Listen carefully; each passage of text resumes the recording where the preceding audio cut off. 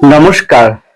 যাদের কর্কট রাশি, যাদের বৃশ্চিক রাশি, যাদের কুম্ভ রাশি, যাদের মীন রাশি, তাদের জীবনযাত্রার পথে, জীবনগামীর পথে আমরা সকলেই মাঝিরে। এর মধ্য দিয়ে কি বলতে চাইছি, জীবনযাত্রার পথে মাঝি শব্দটি কেন ব্যবহার করেছি, কোন পরিপ্রেক্ষিতে ব্যবহার করেছি, সে বিষয়টি জানতে চাইলে থাকতে হবে আমার সাথে। সুতরাং আমার পরবর্তী প্রোগ্রামগুলোকে অতি সহজে পাবার জন্য আমার চ্যানেলটিকে সাবস্ক্রাইব করুন এবং পাশে থাকা বেল আইকনটি অবশ্যই প্রেস করবেন। আসুন তাহলে শুরু করা যাক আজকের মূল আলোচ্য পর্বে। দেখুন, আমি যে ধরনের প্রোগ্রাম করছি তা সকলের উদ্দেশ্যে, ব্যক্তিগত কাউকে উদ্দেশ্য করে নয়। আমার কাজটি হচ্ছে আপনাকে সঠিক পথ দেখা, আর কোন পথে যাবেন না সেই পথটা দেখানো, অর্থাৎ গাইডেন্স করা, একজন পথপ্রদর্শকের কাজ করা। মানব জীবনের চলার পথে আমরা সকলেই কিন্তু মাঝি। যে মাঝি শব্দটি আপনারা জানেন যে নদীতে বা সমুদ্রে নৌকা বা লঞ্চে যারা চালান, ড্রাইভার। এখানে এর মধ্য দিয়ে আমি কি বলতে চাইছি, আর বিশেষ করে দেখুন আজকের বেশিরভাগ আলোকপাতটাই করছি আমি জলতত্ত্বের উপরে। মীন একটা জলতত্ত্বের ঘর রাশি, কর্কট জলতত্ত্বের ঘর রাশি, বৃশ্চিক জলতত্ত্বের ঘর রাশি। আর এখানে বায়ুতত্ত্বের মধ্যে শুধু কুম্ভটাকে আমি রেখেছি। বায়ুতত্ত্বের মধ্যে আমাদের এই দেহটা পঞ্চভূতে নির্মিত, তার মধ্যে জলও পড়ে, বায়ুও পড়ে, তাই না? তো এই জলতত্ত্ব, জল কি নির্দেশ করে? নিশ্চয় জলের আপনার প্রকৃতি জানেন। জলকে আপনি যেদিকে ঢেলে দেবেন ও সেই দিকেই প্রবাহিত হবে, কোনো বাধা মানবে না। বাধা পেলেই সে বাধার সেই মুখটাকে হয় উপর দিয়ে চলে যাবে, অথবা সে ব্যাক করে অন্য সাইড দিয়ে চলে যাবে। জলের প্রকৃতি হচ্ছে নরম, মনোরম, স্নিগ্ধ। আর আমার জলের প্রকৃতি হচ্ছে উত্তাল, সমুদ্রের ন্যায় গম্ভীর, ভাসিয়ে দেওয়া, ধ্বংস করে দেওয়া। নির্ভর করছে এর উপরে জলটা কি রকম ভাবে প্রবাহিত হচ্ছে। ঠিক তেমন আমাদের মনটাও, যেহেতু চন্দ্র জলকে নির্দেশ করে, তাই আপনার রাশিটি হচ্ছে মীন, কর্কট, বৃশ্চিক অথবা কুম্ভ। তাহলে চন্দ্র আপনার এখানে এই প্রত্যেকটা চন্দ্র আপনার কর্কটে অবস্থান, চন্দ্র আপনার বৃশ্চিকে অবস্থান, চন্দ্র আপনার কুম্ভে অবস্থান, চন্দ্র মীনে অবস্থান। এবার আমাদের দেখুন, আমরা প্রত্যেকই তো মানুষ, রক্ত গড়া মানুষ।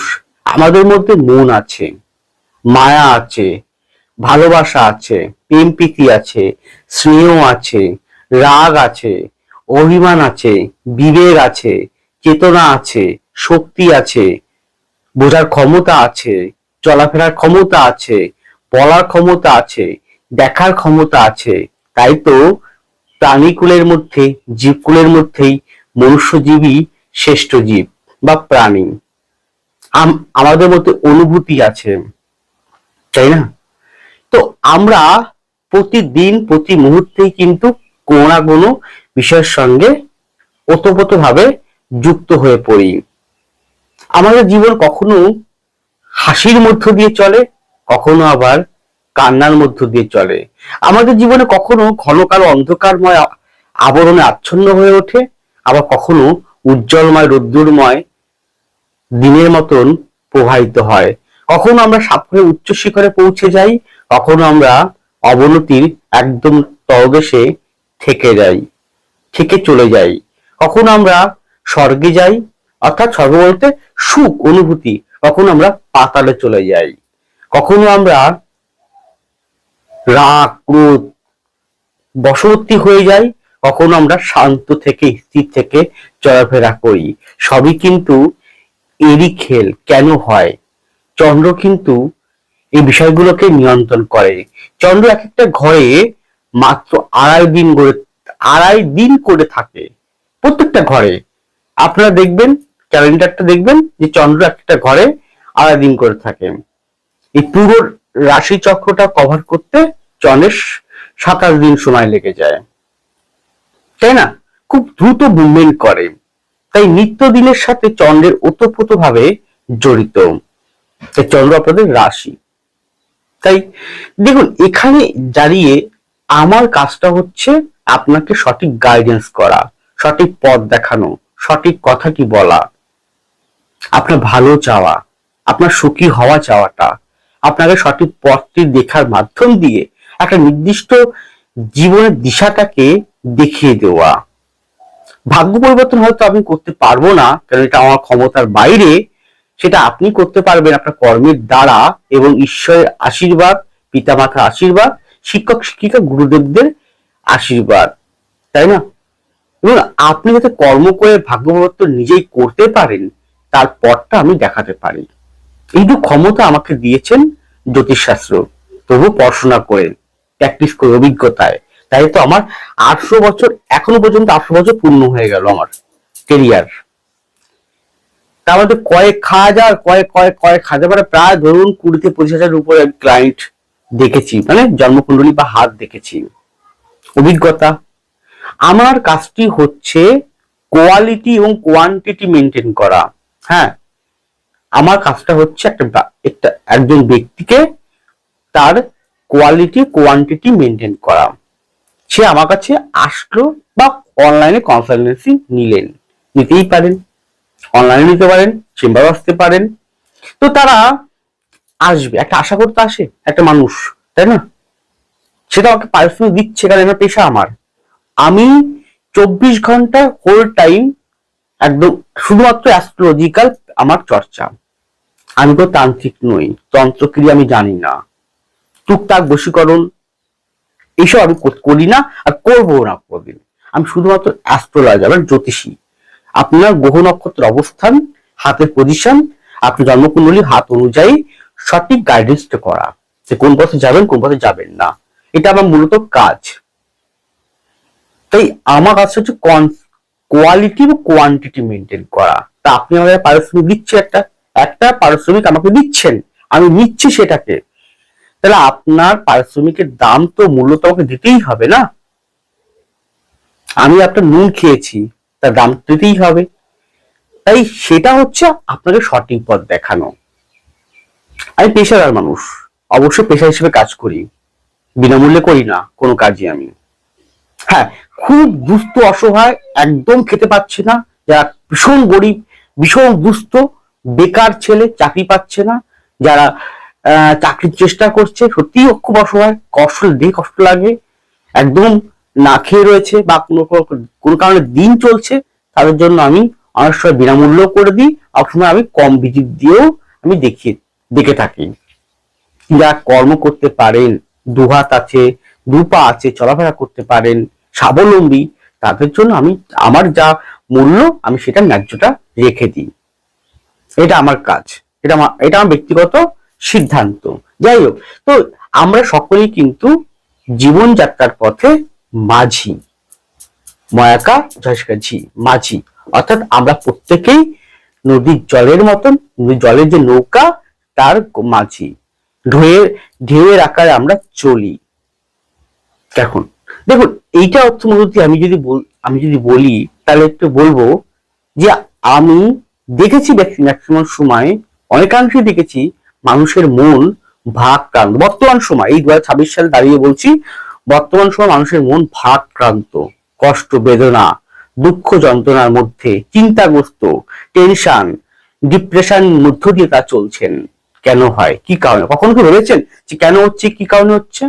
সেটা বলবেন যে স্বাভাবিক কমন সেন্স, এটা হতেই পারে যে কোনো বিষয় নিয়ে, কিন্তু কেন হয়? আপনারই কেন হয়? তাহলে আপনারই ধরুন আপনার কর্কট রাশি বা লগ্ন, আপনার হয়তো বৃশ্চিক রাশি বা লগ্ন, আপনার হয়তো কুম্ভ রাশি বা অথবা লগ্ন, আপনার হয়তো মীন রাশি অথবা লগ্ন, তাহলে আপনারই যে রাশি বা লগ্ন, আপনার খুব কাছের বন্ধু তারও যে রাশি সেই লগ্ন, কিন্তু দেখা যাচ্ছে আপনি অত্যন্ত ভারাক্রান্ত, কষ্ট, দুঃখের মধ্যে চলছেন, আর সে অত্যন্ত সুখের মধ্যে চলছে। তার জীবনে সেরকম কোনো ভারাক্রান্ত, দুঃখ, কষ্ট নেই। কেন ডিফারেন্স? একই তো লগ্ন, একই তো রাশি, নেই কেন? তখন বুঝতে হবে আপনার জন্মকুণ্ডলী হাতের মধ্যে কোথাও না কোথাও প্রবলেম রয়েছে। তাহলে প্রবলেমটা কি? প্রবলেমটা হচ্ছে এটাই যে ধরুন আপনার যে কোনো আপনি এই চারটে মধ্যে হতে পারে। ধরুন আপনার কুম্ভ, তাহলে আপনার কুম্ভে দেখা গেল চন্দ্রের সঙ্গে এখানে রাহু আছেন, অথবা এই চন্দ্রের আগের ঘরে বা পরের ঘরে রাহু অথবা শনি আছেন। তাহলে কি চন্দ্রটা কি পাপ প্রতিযোগ আবদ্ধ হলো। অথবা চন্দ্রের সঙ্গে শনি আছে স্বক্ষেত্রে, বা চন্দ্রের সঙ্গে কেতু আছে। আমি এটা একটা উদাহরণ বললাম, মিন হতে পারে, মিনই দেখা চন্দ্রপত্র মিন, তাহলে এখানে শনি আছে, বর্তমান শনি তো মিন দিয়ে পাস করছেন, তাহলে চন্দ্রের সঙ্গে শনি আছে। অথবা শনি আছে, রাহু বর্তমানে কুম্ভতে আছে, তাই না? কিছুদিনের মধ্যে আগে এখানটা মঙ্গল ছিল, তাহলে চন্দ্রটা পাপ প্রতি আবদ্ধ হলো, তাই না? আবার দেখা যাচ্ছে শুক্র আপনার কর্কটে, দেখা শুক্র শুক্র কোথায় তুঙ্গ হয়? শুক্র তুঙ্গ হয় হচ্ছে এই জায়গাটা, মানে মিনের ঘরে। শুক্র আপনার তুঙ্গস্থ ক্ষেত্রে আছে, তাহলে ভীষণ ভালো, প্রেম প্রীতি, ভালোবাসা, কামনা বাসনার আপনি সব সুখ পাবেন, এটাই তো বাস্তব। আপনার আপনার মীন রাশি ধরছি, তা সেখানে শুক্র আছে, তাই শুক্র তুঙ্গ ক্ষেত্রে, উচ্চস্থ ক্ষেত্রে আছে, কিন্তু শুক্রের সে সুখ, শান্তি, প্রেম প্রীতি, ভালোবাসা আপনি হয়তো পাচ্ছেন না। কেন পাচ্ছেন না? আপনি তো তথাকথিত বই থেকে পড়েছেন শুক্র তুঙ্গ ক্ষেত্রে থাকলে ভালো ফল। আপনি হয়তো ভীষণ বিলাসবহুল জীবনযাপন, লাক্সারিয়াল জীবনযাপন, গাড়ি বাড়ি সবই পাবেন, কিন্তু পাচ্ছেন না কেন? তাহলে হয়তো শুক্র ডিগ্রিগত, অথবা শুক্রের সাথে কেতুর অবস্থান, শুক্রের সাথে রাহুর অবস্থান রয়েছে কোনো কারণে নেগেটিভ ভাবে, অথবা শুক্র বক্রী অবস্থায়, বা শুক্র যে নক্ষত্র নিয়ে অবস্থান করছে সেটা বদ প্রত্যয় নিধন বা স্বর্ণচক্রে কোনো একটা খারাপ পাক দিয়ে, কোন অশুভ নক্ষত্র, অশুভ গ্রহের নক্ষত্র দিয়ে পাস করছেন, তাই হতে পাচ্ছেন না। হাতে শুক্রের পজিশনটা অত্যন্ত খারাপ, হয়তো হাতে শুক্রের স্থানটা তিল আছে, বা জপ চিহ্ন আছে, কাঁটা চিহ্ন আছে, বা কোনো কারণে মাউন্টটা অত্যন্ত নিচু ঢালু মাউন্ট, সে আর গঠনমূলক নেই, তাই না? শুক্র ড্যামেজ হলো।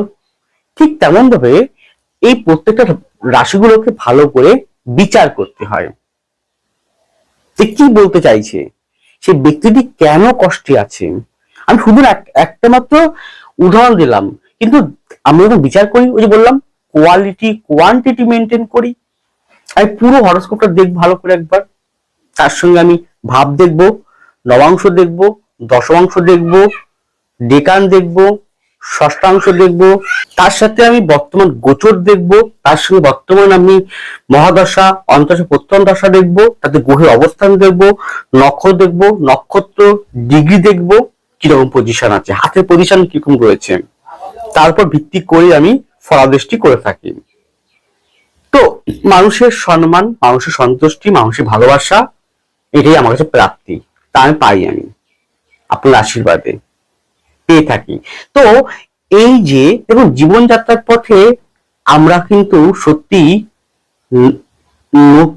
নৌকার মাঝির মতন একজন মাঝি, আমাদের চলতে হয়, নদী ধারার মতন, জলের মতন আমাদেরকে প্রবাহিত হতে হয়, কিন্তু এই প্রবাহের মধ্যে থাকতে হবে স্নেহ, ভালোবাসা, প্রেম প্রীতি, কিন্তু পবিত্র, অপবিত্র নয়। থাকতে হবে জেদ, এই জেদ কিন্তু খারাপ জেদ নয়, এই জেদ হচ্ছে কিছু করার জেদ। থাকতে হবে পরিশ্রম, থাকতে হবে লড়াই করার অদম্য ইচ্ছে, থাকতে হবে ডেডিকেশন, থাকতে হবে এগিয়ে যাওয়ার মতন শক্তি, অন্তর্মননী। তার জন্য অনেকগুলো গ্রহের কম্বিনেশন আছে, সেগুলো দেখতে হয়, কিন্তু বেশি করে যাকে দেখতে হয় একটা জন্মকুণ্ডলীর মধ্যে, যাকে প্রাণ বায়ু, প্রাণ কেন্দ্রবিন্দু বলা হয়, সে হচ্ছে বৃহস্পতি এবং শনি। বৃহস্পতি শনি কি, প্রথমত শনি, শনি তারপরে বৃহস্পতি। তাহলে বৃহস্পতি শনি যার অত্যন্ত ভালো, ভীষণ ভালো পজিটিভ, হাতেও তাই, তার অনেক সমস্যা, অনেক দুঃখ কষ্টকে সে অনায়াসে কমাতে পারে বা নির্মূল করতে পারে। তাহলে কি বললাম, শনি ও বৃহস্পতি আপনার জন্মকুণ্ডলিতে অত্যন্ত ভালো হতে হবে। কোনো পীড়িত নয় বা দুর্বল নয়, নক্ষত্রকর হিসেবেও খারাপ নয়, পাপ মধ্যগতও নয়। তার সঙ্গে চন্দ্র রবিকে ভালো থাকতেই হবে। প্রাইম গ্রহ চন্দ্র রবি। আর সর্বোচ্চ প্রাণদাতা বা সর্বোচ্চ যে ফল দেবে সেটা শনি এবং বৃহস্পতি। খুব ভালো থাকতে হবে। এবার এক একজন ব্যক্তির এক এক রকমের প্রশ্ন থাকে, সেই প্রশ্ন হিসেবে আমরা গ্রহগত কম্বিনেশন দেখে থাকি। সুতরাং এই জীবনযাত্রার পথে নদীর মতন আমাদের চলতে হয়, চলতে হচ্ছেও। তার জন্য তো আমি মূলত আজকে জলতত্ত্বের উপর জোর দিয়েছি। মীন, কর্কট, বৃশ্চিক জলতত্ত্ব, কুম্ভটা বায়ুতত্ত্ব, বায়ুর মতন চঞ্চল। এবং বর্তমানে কুম্ভ কিন্তু রাশির উপর দিয়ে রাহু যাচ্ছে, উল্টো দিকে কেতু আছে। আমি কুম্ভ দেখেছি বিগত 1.5 বছর ধরে প্রচুর হরস্কোপ। তো তারা প্রচন্ড চঞ্চল, অস্থির মানসিকতা, অনিদ্রা, টেনশন, ডিপ্রেশন, পড়াশোনা হোক, কর্মে হোক বা যে কোনো জায়গায় হোক, সংসার জীবন হোক, মন স্থির দিয়ে করতে পারছে না, দুঃখের ময় আছে। এবং এই 3টে রাশিরই আছে, ম্যাক্সিমাম দেখেছি আছে। তাহলে কি জলের মতন, জল হয়তো সে এখন মানে এমন ভাবে চলছে, সেটা অনেক অনেক বাধা প্রতিকূলতার মধ্যে। তার যেরকম হচ্ছে একটা, ধরুন আপনি একটা বড় খাল করলেন, খালের এখানে একটা গাছ রাখলেন বা কিছু রাখলেন, এখানে একটা বাধা করলেন, তা জলটা কি করবে? হয় উপর দিয়ে যাবে না পাশ কেটে যাবে, সে কিন্তু বাধা পাচ্ছে। ঠিক তেমন গ্রহগত একটা বাধা আছে। আমরা যেমন মাঝির মতন এগিয়ে চলি নিজের লক্ষ্যের প্রতি, তাই না? ঠিক তেমন এই জীবন যাত্রার মাঝি আপনাকে হতে হবে সাফল্য মণ্ডিত মাঝি। নৌকার মাঝি হতে হবে আপনাকে গন্তব্যস্থলে পৌঁছানোর মাঝি।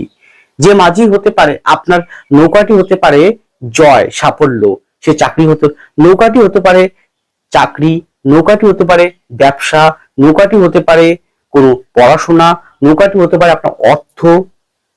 আর আপনি সেই মাঝি, তাহলে আপনাকে কিন্তু তাকে অর্জিত করতে হলে আপনাকে চলতে হবে নির্দিষ্ট পথে, নির্দিষ্ট গন্তব্যস্থলে। বাধা তো আসবেই, প্রতিকূলতা আসবে। এটাই ধরিত্রীর নিয়ম, এটাই কালচক্রের নিয়ম, এটাই নিয়তির বিধান এবং এটাই কলিযুগের নীতি। তাহলে আপনাকে চলার পথে অনেক রকম কন্ডিশন মেনে চলতে হয়। কিন্তু চলার পথে আপনি কখনো যদি অসৎ হয়ে ওঠেন, দুশ্চরিত্র বা দুশ্চরিত্রা হয়ে ওঠেন, যদি আপনি বিশ্বাসঘাতক প্রতারক হয়ে ওঠেন, যদি আপনি চিটিংবাজ হয়ে ওঠেন, যদি আপনি ছল চাতুরি করার চেষ্টা করেন, যদি আপনি কামনা বাসনা বসে নিজের স্বার্থটাকেই অ্যাপ্লাই করা শুরু করেন, এই স্বার্থটা কিছু বোঝেন না, এরকম যদি হয়ে থাকে, নিজে যারা ভালো হবে, ভালো কি করে হবে, নিজে ভালো, এইরকম ভাবনা যা থাকবে, রাগ জেদ ক্রোধের বশবর্তী হয়ে, অহমিকার বশবর্তী হয়ে অপরকে হেয় করা, তুচ্ছ তাচ্ছিল্য করা, অপরের কর্মকে তুচ্ছ করা। এখন বর্তমান সময় দেখেছি সামান্য সরকারি চাকরি করলে তার নিজেকে বড়, বিশাল বড় কিছু মনে করে বসে। আরে সরকারি চাকরি করলেই কি হয়? একজন ব্যবসাদার সরকারি চাকরির থেকেও বেশি টাকা পায়, জানেন আপনি? এই দেশের যারা কোটিপতি তারা কিন্তু ব্যবসাদারই। হ্যাঁ, যারা শিল্পপতি তারা প্রত্যেকে ব্যবসাদার। যাদের টাকা আছে অগণিত, আপনি হিসাব করতে পারবেন না। কোটিপতি, একদম লাক্সারিয়াল জীবন, গ্ল্যামার জীবন ব্যবসাদারই কিন্তু করতে পারে। চাকরিওয়ালা কটা নির্দিষ্ট মাইনে থাকে। তবুও বর্তমান এগুলো বেশিরভাগ দেখেছি গ্রামগঞ্জ মফস্বল এলাকায় দেখেছি। আমি সবাইকে বলবো না, মুষ্টিমেয়, তাও বলবো 100-র মধ্যে 70% আমি বলবো যে সরকারি চাকরি পেয়ে গেলে মনে করে সে রাজা, সে সবকিছুর, সেই সর্বোচ্চ সম্মান অধিকারী, আর অন্য ব্যক্তিগণ তুচ্ছ তাচ্ছিল্য, এটা মনে করেন তারা। কিন্তু তা জানেন না যে একজন ব্যবসাদার তার থেকে 3 গুণ টাকা ইনকাম করেন, তাকে বসিয়ে খাওয়াতে পারেন একজন ব্যবসাদার। আর যিনি বিজনেসম্যান হন না, তিনি কিন্তু একজন চাকরিওয়ালাকে বসিয়ে খাওয়াতে পারেন, তার মতন হাজারটা চাকরিওয়ালাকে বসিয়ে খাওয়াতে পারেন, যে কোটিপতি শিল্পপতি। তাহলে কি আপনি চাকরি পাচ্ছেন, আপনার মধ্যে অহমিকা প্রবেশ করে যাচ্ছে, অহংকার প্রবেশ করে যাচ্ছে, অপরের বিষয়টাকে আপনি তুচ্ছ তাচ্ছিল্য মনে করছেন, তাই না? আপনার মধ্যে ইগো ঢুকে যাচ্ছে আপনার মধ্যে।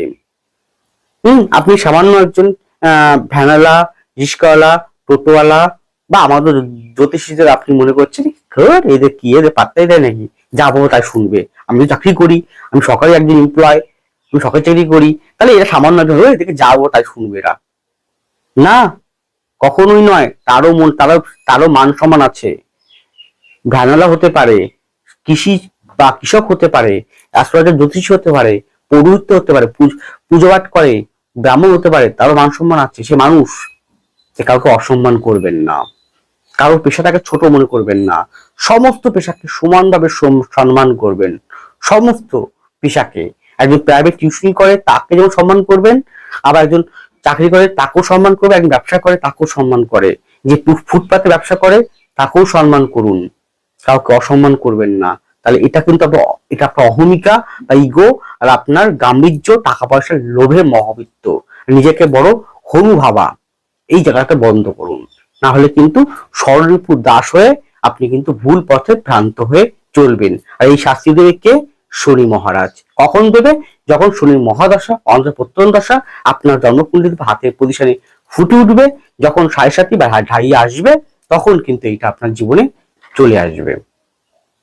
তাহলে আপনি যদি আপনার কর্মের দ্বারাই কিন্তু আপনি শাস্তি পাবেন। হয়তো কেউ আগে পায়, কেউ পরে পায়, কিন্তু পায়, সকলেই পায়।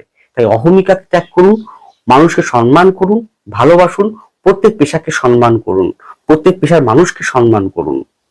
তাই মাঝেটি আপনি আপনার নৌকাটি করুন যে কোনো একটা গন্তব্যস্থল, চাকরি হোক, ব্যবসা হোক, অস্ত্র হোক, সাফল্যমণ্ডিত উচ্চশিক্ষায় পৌঁছানোর জন্য হোক, ব্র্যান্ড ভ্যালুয়েশন নির্মাণ করার জন্য হোক।